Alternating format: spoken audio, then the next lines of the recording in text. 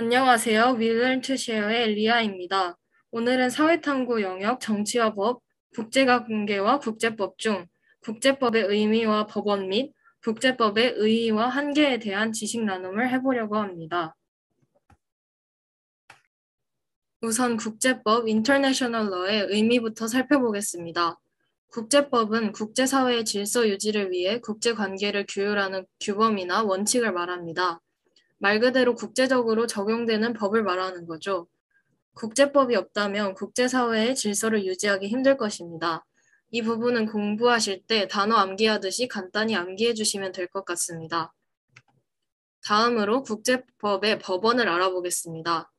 여기서 법원이란 법을 생기게 하는 근거 또는 존재 형식을 말하며 법관이 재판 기준으로 적용하는 법 규범의 존재 형식으로 크게 성문법과 불문법이 있습니다. 성문법은 문자로 적어 표현하고 문서의 형식을 갖춘 법입니다. 성문의 의미가 글자로 써서 나타낸 것이라고 합니다. 성문법과 반대로 불문법은 관습처럼 전해 내려오는 법을 말합니다. 좀 더 말씀드리자면 불문법에서도 관습법과 판례법으로 나뉘는데 관습법은 오랜 세월 동안 국민들이 지켜온 관습을 국가가 법으로 인정한 것이고 판례법은 같거나 비슷한 사건에 대해서 이전에 내려진 판결을 법으로 인정하고 따르는 것이라고 합니다. 그러면 이제 첫 번째로 조약을 보겠습니다. 조약의 의미는 국가나 국제기구를 당사자로 하여 상호간에 체결하는 법적 구속력을 가진 합의입니다.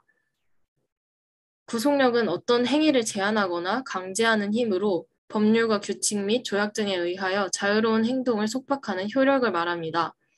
우리나라의 경우에는 상호 원조 또는 안전보장 등의 주요 조약의 체결 및 비준에는 국회의 동의가 필요합니다. 비준은 조약을 헌법상의 조약 체결권자가 최종적으로 확인하고 동의하는 절차입니다.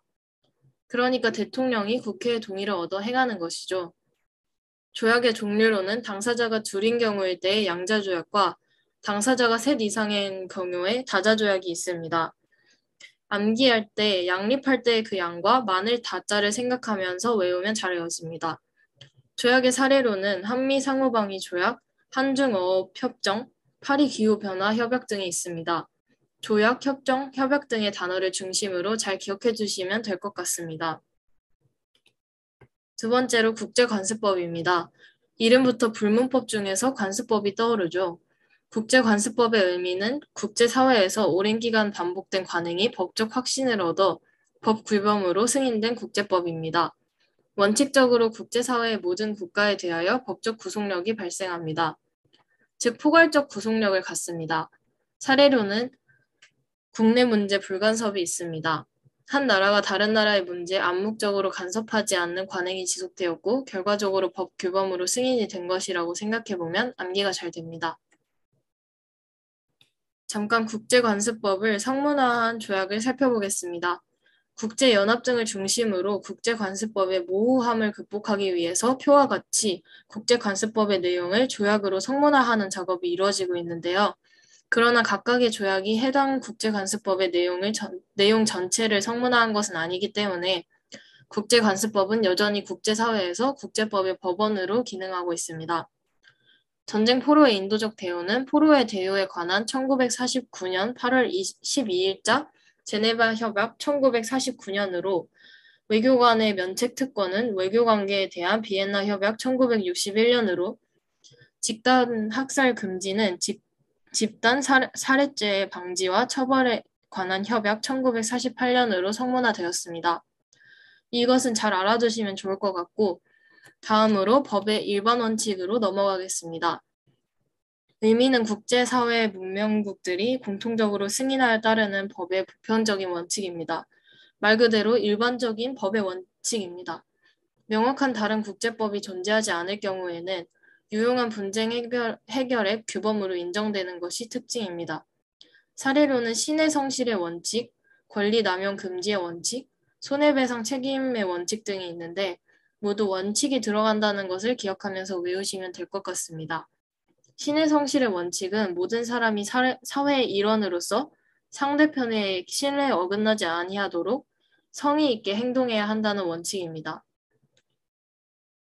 권리 남용 금지의 원칙은 권리 행사의 실질적인 내용이 권리의 본래 목적이나 공공성에 반하면 안 된다는 원칙이고, 국가도 이 원칙을 위반하면 국제사회의 제재의 대상이 됩니다. 손해배상 책임의 원칙은 국제적인 위법 행위를 저지른 국가는 그 피해에 대하여 배상 의무를 지게 된다는 것입니다.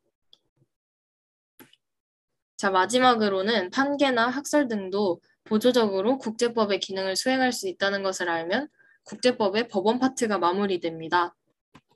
그럼 이제 국제법의 의의를 살펴봐야겠죠.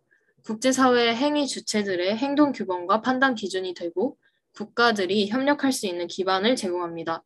국제법이 있어야 질서에 맞게 협력이 가능할 것이라고 생각하시면 잘 기억이 날 것 같습니다. 그리고 분쟁 해결 수단을 제공하고 국제 평화 유지에 기여를 해줍니다. 우리나라에서도 법이 평화를 유지하게 해주고 분쟁을 해결해주는 것처럼 국제법은 국제에서 그러한 작용을 해줍니다. 그러면 의의를 살펴봤으니까 한계도 보겠습니다. 고유한 입법기구가 없어서 국제사회 전반에 적용할 규범의 제정이 어렵고 제정된 법을 강행할 집행기구가 없어서 국제법 위반 행위에 대한 실질적인 제재에 어려움이 따릅니다. 그리고 국제사법재판소에서는 원칙적으로 분쟁 당사국이 동의해야 재판을 할 수 있으므로 국제법은 재판 규범으로서 한계가 있습니다. 한 나라는 재판을 원하는데 다른 나라가 재판을 원하지 않으면 재판이 이루어질 수 없는 거죠. 그러면 국제법과 국내법을 비교해보는 시간을 갖겠습니다. 국제법은 국가 등 당사자 간의 합의에 의해 형성되고 국내법은 권위를 가진 입법부에 의해 제정됩니다. 국제법은 다수의 국가 사이에 적용이 되며 국가 상호관계 혹은 국제기구 등을 규율하며 국내법은 한 나라의 주권이 미치는 범위 안에서 적용됩니다. 국제법은 강제적 집행기구나 집행수단이 없어서 구속력이 약한 반면에 국내법은 국가 내의 모든 개인과 단체에 효력을 미치고 법을 위반하면 처벌이 가해지므로 구속력이 강합니다. 그러면 마지막으로 심화탐구로 조약 체결의 의의를 살펴보고 이번 영상을 마치도록 하겠습니다. 조약 체결의 의의. 조약은 국제법 주체 간에 이루어지는 대외적 약속 행위이다. 이러한 약속은 양 당사자 사이의 신의와 성실로서 지켜져야 하며 이를 위해 국내에서도 그 효력이 인정된다. 개인들로 구성된 국내 사회와 마찬가지로 국가들로 구성된 국제사회에서도 신뢰는 중요한 의미를 가지며 따라서 어떤 국가가 지킬 수 없는 약속을 하거나 체결한 약속을 어길 경우에는 국가 신뢰의 손상이라는 부정적인 결과를 초래하게 된다. 또한 조약이란 법적인 권리와 의무를 담은 합의문이며 이를 위반하게 되면 법적인 책임이 따르게 된다. 조약 체결은 이와 같이 우리나라가 다른 나라 또는 국제사회에 법적인 약속을 하는 과정이라고 이해될 수 있다는 점에 그 중요성이 있다. 한편 우리나라 헌법 제6조 제1항은 헌법에 의하여 체결 및 공포된 조약과 국내법과 같은 효력을 가진다라고 규정하고 있다. 따라서 국민들은 일단 하나의 조약이 성립되면 이를 국내법과 동일한 효력을 가지는 법 체계로서 준수한 의무를 지게 된다.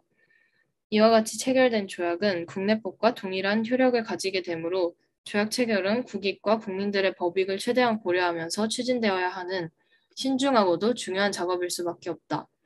만약 우리나라가 범죄인 인도 조약을 체결하지 않은 국가로부터 범죄인 인도 요청을 받았을 때에는 이 범죄인의 인도 여부는 단순히 호혜의 원칙 또는 정치적인 고려 등을 감안하여 우리의 재량적 판단에 따라 결정하면 된다. 그러나 우리나라가 이 국가와 범죄인 인도 조약을 체결하였다면 우리나라는 우리의 의사와는 관계없이 이 조약에 따라 범죄인을 인도해야 하는 것이다.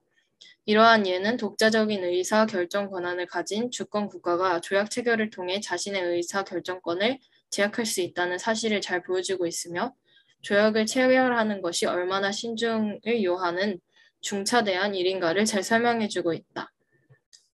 자, 이렇게 조약 체결의 의의까지 읽어봤고요. 그러면 오늘 영상은 여기서 마치도록 하겠습니다. 다음 영상도 기대해주세요. 감사합니다.